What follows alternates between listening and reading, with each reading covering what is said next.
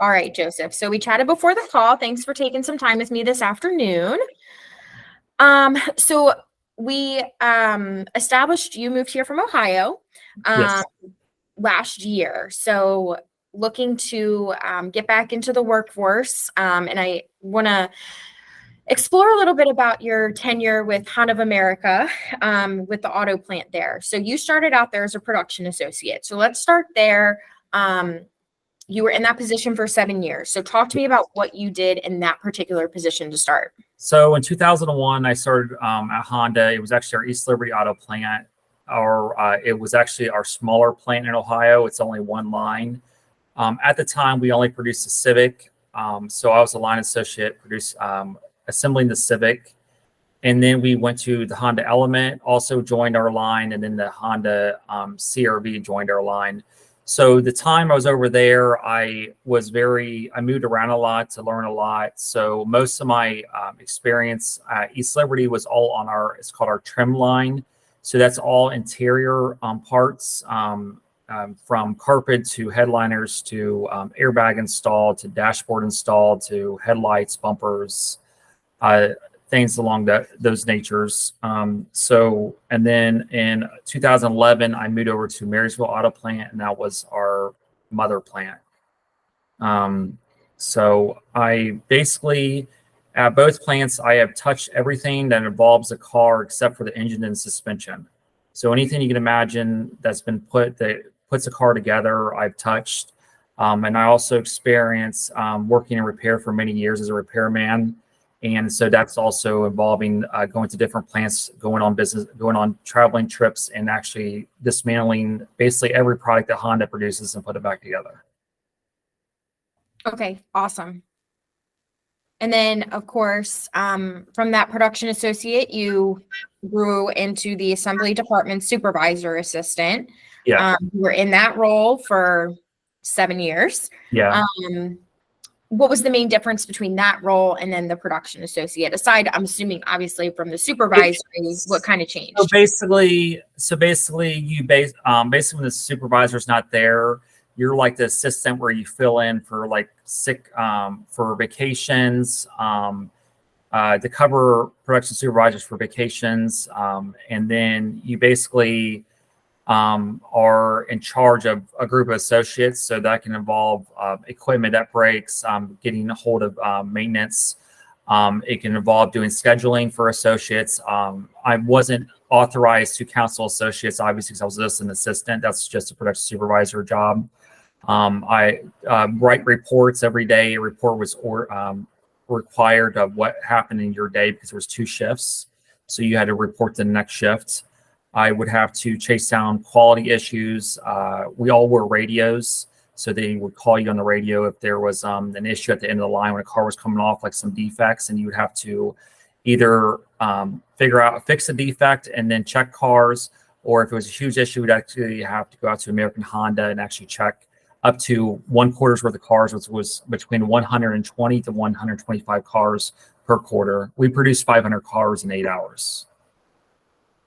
Wow, yeah. That's high volume. Yeah, so that's the mother plant has 2 lines, so they produce 2,000 cars a day with 2 shifts. Wow, that's a lot. That's crazy. Okay, so you're definitely familiar with the fast-paced environment. That's a good thing. Yeah. Awesome. Okay, so then from there you grew again, new model development supervisor. Yes. So pretty self-explanatory there. I'm assuming it had to do with the new model cars that were coming out. Yeah, so. That was actually my favorite assignment I had at Honda. It was very eye-opening. Okay, yeah, I'm sure you got to see a lot of cool things. Yeah. And then, of course, most recently, before you moved here, you became the production supervisor. So talk to me about that. How many people were you managing at that time? I was managing, so we were broken up into different zones. There's obviously multiple production supervisors, and I was over 90 associates. So it was about 5 to 6 areas, take or give. I was on line 2. Sorry, line 2 was only Honda Accords and Honda Accord hybrids. Line 1 was 3 different models. So anyway, I was on line 2. My job was to come in at 5 a.m. I would have to pull the production log, of what units, what kind of model mix we were getting for the day. Then I would meet with the other production supervisors and the assistant managers of assembly. And then we would talk about previous days quality, previous days medical or injuries.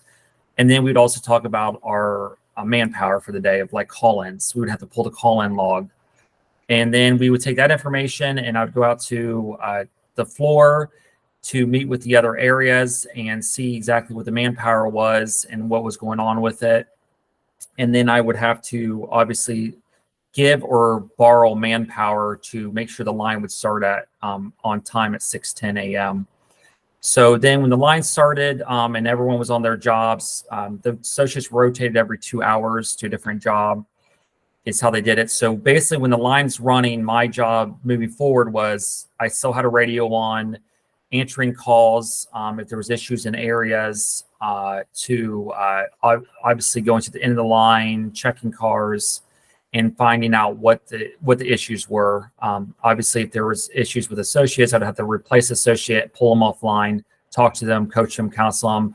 Or sometimes even if I would have an associate have a repeated item that they would have defects on, I actually would pull them offline and have them check cars with me. So they would have to go outside to the big lot and walk a few miles with me and all that. So they would maybe learn a little bit from the mistake that they keep on doing. So that was one of my learning curves too. I would do for the associates a little bit.